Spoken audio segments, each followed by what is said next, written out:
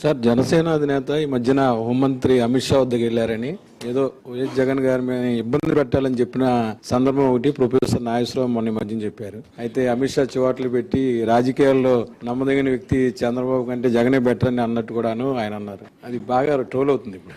అది ఆయనకు తెలిసిన ఎక్స్పీరియన్స్తో ఆయన చెప్తా ఉన్నాడు. చంద్రబాబు నాయుడును చూసినాడు, జగన్ను చూసినాడు. ఇప్పుడు చంద్రబాబు నాయుడు గారి పాలన చూస్తూ ఉన్నాడు, జగన్ చేసిన పాలనను చూశాడు. ఆయనే కాదు, ప్రజలంతా కూడా చూసినారు. కాబట్టి ఎవరి నోట్లో అయినా కూడా, ఎవరి నోట్లో నుంచి వచ్చినా ఇవే మాటలే వస్తాయి.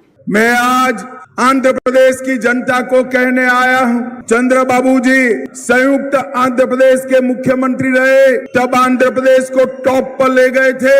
आंध्र के विभाजन के बाद भी यहाँ फाउंडेशन डाला, मगर जगन बाबू ने डेवलपमेंट की गाड़ी को पटरी पर से उतार दिया है। एक जगनमोहन रेड्डी की सरकार चल रही है। ये सरकार ने इस 4 साल में घपले, घोटाले और भ्रष्टाचार के अलावा कुछ नहीं किया है। ప్రజలు పడతా ఉన్న కష్టాల మీద వారి వాయిస్గా ఈరోజు చాలా అంశాలను ప్రస్తావిస్తాను. ప్రజలు నిజంగా ఈరోజు తమ బ్రతుకు బండిని నడపడానికి అష్ట కష్టాలు పడతా ఉన్న పరిస్థితుల మధ్య ప్రజల బాగోగులను గాలికి వదిలేసి తామిచ్చిన హామీలను వెన్నుపోటు పొడిచి రాష్ట్రంలో ఎక్కడ చూసినా కూడా దారుణమైన అవినీతి, దోపిడీ, మాఫియా సామ్రాజ్యాన్ని నడుపుతూ ప్రశ్నించే గొంతు ఎక్కడైనా ప్రశ్నిస్తే దాన్ని పాశవికంగా అణగదొక్కుతూ రాష్ట్రాన్ని ఒక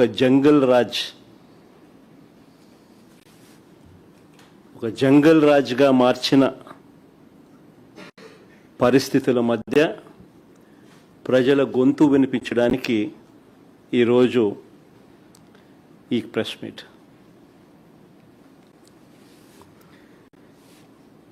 ఈ 2 ఏళ్ళు అవుతా ఉంది దాదాపుగా చంద్రబాబు నాయుడు గారు ప్రభుత్వం ఏర్పడి. ఈ 2 ఏళ్ళగా చంద్రబాబు నాయుడు గారు ప్రజలకు ఫలాని మంచి చేశాను అని చెప్పి చెప్పుకునే పరిస్థితి ఏదీ లేదు. 2 ఏళ్ల ప్రోగ్రెస్ రిపోర్ట్ చూస్తే ఒకే ఒక పాయింట్ మనందరికీ కూడా మళ్ళీ కనిపించే పాయింట్: బాబు షూరిటీ, మోసం గ్యారంటీ. ఇది ఈ 2 ఏళ్ల బాబు పరిపాలన తీరును ఒకసారి గమనిస్తే మళ్ళీ ఒకసారి మనందరికీ కూడా కనిపించే నిజం.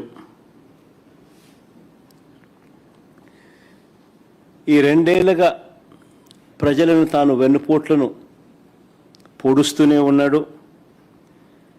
రాష్ట్రంలో విచ్చలవిడిగా అవినీతి, దోపిడీ జరుగుతూనే ఉంది.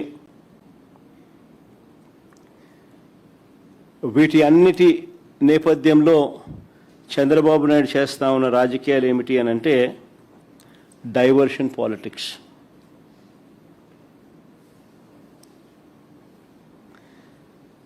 ఏ విషయంలో అయినా కూడా ఎవరైనా గట్టిగా తనను ప్రశ్నించే అంశం ఏదైనా బయటకు వస్తే వెంటనే ఆ టాపిక్ డైవర్ట్ చేసేందుకు వైఎస్ఆర్ కాంగ్రెస్ పార్టీ మీద, నా మీద ఇలా ఒక అడ్డగోలుగా ఆరోపణలు చేయడం, టాపిక్ను డైవర్ట్ చేయడం, ఇది మనం అంతా కూడా ఈ 2 ఏళ్ళగా జరుగుతూ ఉన్న script to screen play cinema చూస్తూనే ఉన్నాం.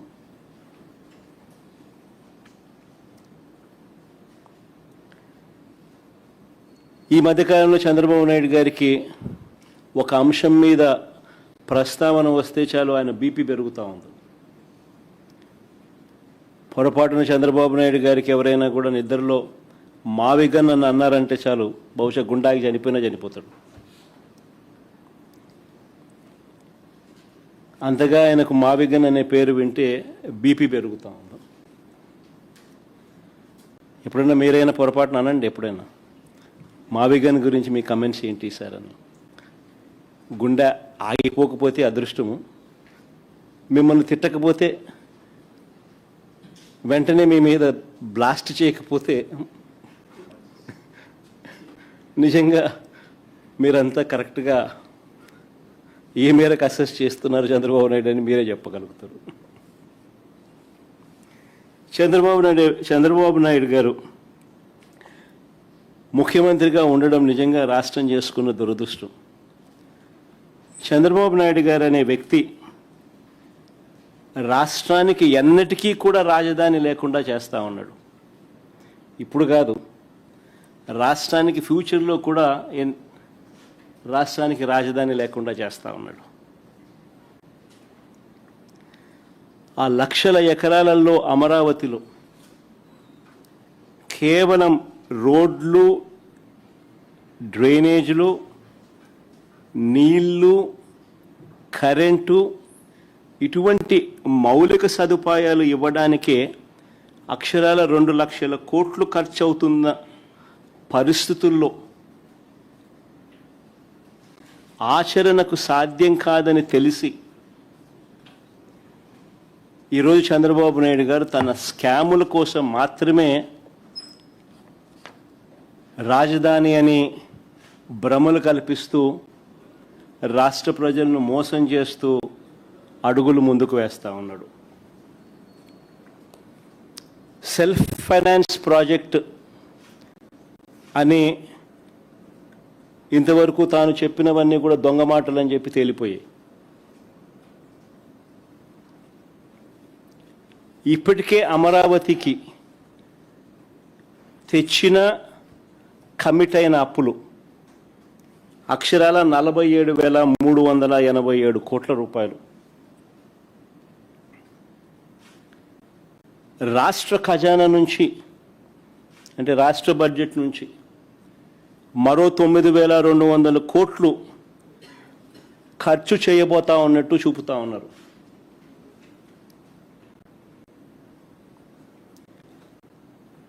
స్కాముల కోసం ఎందుకయ్యా రాష్ట్ర ప్రజల వెన్ను విడుస్తున్నావు అని ఎవరైనా ప్రశ్నిస్తే బీపీ పెరుగుతూ ఉంది.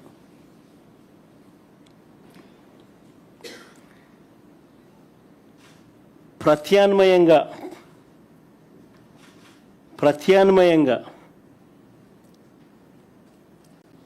మోస్ట్ ప్రాక్టికల్గా రాష్ట్ర పరిస్థితులను పూర్తిగా మనసులో పెట్టుకొని రాష్ట్రానికి ఒక రాజధాని ఉండాలి, రావాలి అన్న ఒక తాపత్రయంతో ప్రత్యామ్నాయంగా మచిలీపట్నం నుంచి విజయవాడ 70 కిలోమీటర్లు, విజయవాడ నుంచి గుంటూరు మరో 40 కిలోమీటర్లు, ఈ 110 కిలోమీటర్ల హైవేకు అటు ఇటుగా రాజధాని కారిడార్గా పెట్టమని మావిగన్ అని చెప్పి మేము ప్రతిపాదించినాం. మావిగన్ ప్రాంతంలో ఇప్పటికే మేము మా హయాంలో నాంది పలికిన పోర్టు శరవేగంగా మా హయాంలో పనులు కూడా జరిగాయి. విజయవాడలో ఇంటర్నేషనల్ ఎయిర్పోర్ట్ కనిపిస్తుంది, 3 రైల్వే స్టేషన్లు, 4 నేషనల్ హైవేలు కలుస్తాయి, 9 గవర్నమెంటు ప్రైవేట్ మెడికల్ కాలేజీలు ఉన్నాయి ఈ ప్రాంతంలో, యూనివర్సిటీలు ఉన్నాయి, మరెన్నెన్నో విద్యా సంస్థలు ఉన్నాయి. దాదాపుగా 35-40 లక్షల జనాభా ఇక్కడే ఉన్నారు. అదే అమరావతి అయితే అంత జీరో నుంచి మొదలు పెట్టాల్సి ఉంటుంది అని చెప్పాం.